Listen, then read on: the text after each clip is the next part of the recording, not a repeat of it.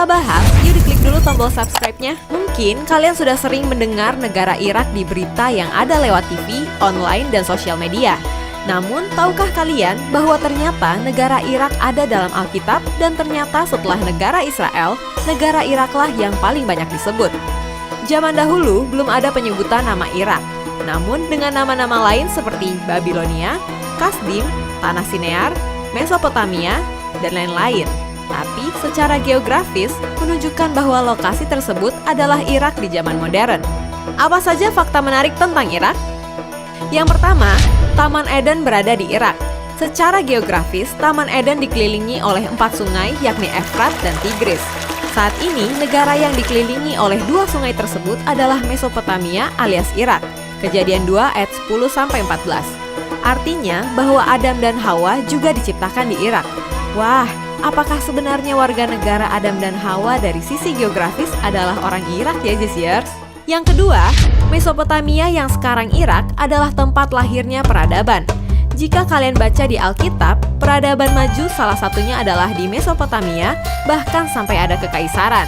Daniel 1 ayat 1-2.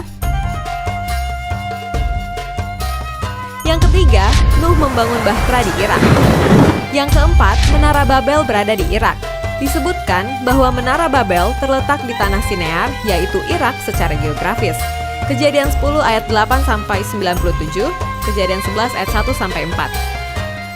Jika kita melihat dari cerita ini, artinya kekacauan bahasa pertama kali terjadi di Irak dan dari sanalah tersebar segala suku bangsa di seluruh dunia.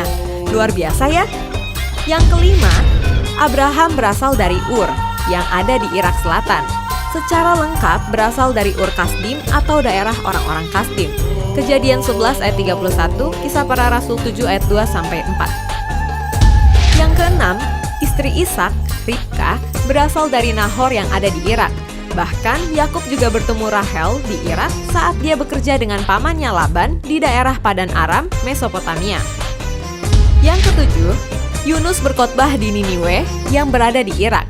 Niniwe adalah kota kuno yang disebut kota yang luar biasa agung dalam kitab Yunus. Kota ini terletak di tepian timur sungai Tigris dan merupakan ibu kota kerajaan Assyria purba. Situs kota purbakala ini terletak tepat di seberang kota Mosul di provinsi Ninawa, Irak. Yang kedelapan, Asyur yang ada di Irak menaklukkan 10 suku Israel. Asyur atau Assyria, bahasa Inggris Assyria, adalah suatu kerajaan atau kekaisaran yang berpusat di hulu sungai Tigris, Mesopotamia, Irak. Nama kerajaan ini berasal dari ibu kotanya, kota Asur atau Akkadia, dalam bahasa Arab Asur, dalam bahasa Ibrani Asur, dalam bahasa Aram Asur, bahasa Inggrisnya Assyria. Istilah Asyur juga dapat merujuk pada region di mana kerajaan ini berpusat.